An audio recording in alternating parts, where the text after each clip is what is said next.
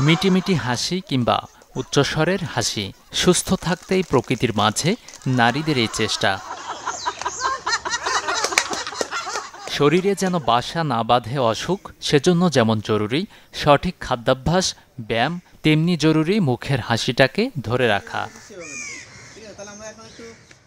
চিকিৎসা বিজ্ঞান ও গবেষণা বলছে, হাসিতে আছে ওজন কমানো কিংবা অন্যান্য নানা সমস্যা থেকে মুক্তির ঔষধ।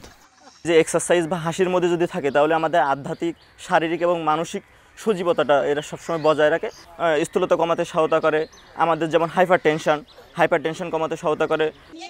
যদিও কথা আর কাজের ফাঁকে কেউ কেউ চেষ্টা করেন হাসিটাকে ধরে রাখার, পেয়েছেন উপকারও।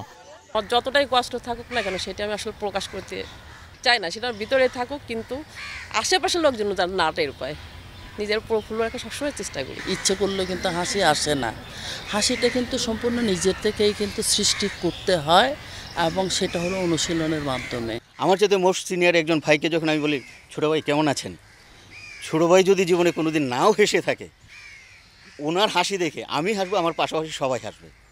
এই যে অস্বাভাবিকতা, গতানুগতিক জীবনের বাইরে গিয়ে কিছুটা করাটাই হলো হাসির মূল উৎস। দুঃখ থাকবে কিন্তু হাসি মুখটা যেন সবসময় থাকে, আর এই হাসি থাকার মানে মানসিক প্রশান্তিটা হাসে।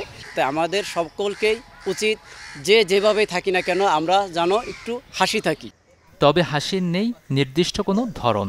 বিশেষজ্ঞরা বলছেন, হাসি খুশি থাকার চেষ্টাই একসময় পরিণত হতে পারে অভ্যাসে।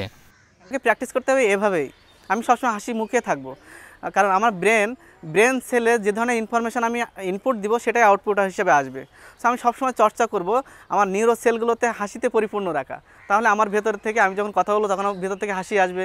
যে অবস্থায় থাকি, হাঁটতেছি চলতেছি, মুখে হাসি থাকবে, কারণ আমার ভেতরে হাসিতে পরিপূর্ণ, আমাকে হাসি খুঁজতে হবে না। গাজী আনিস, চ্যানেল 24, ঢাকা।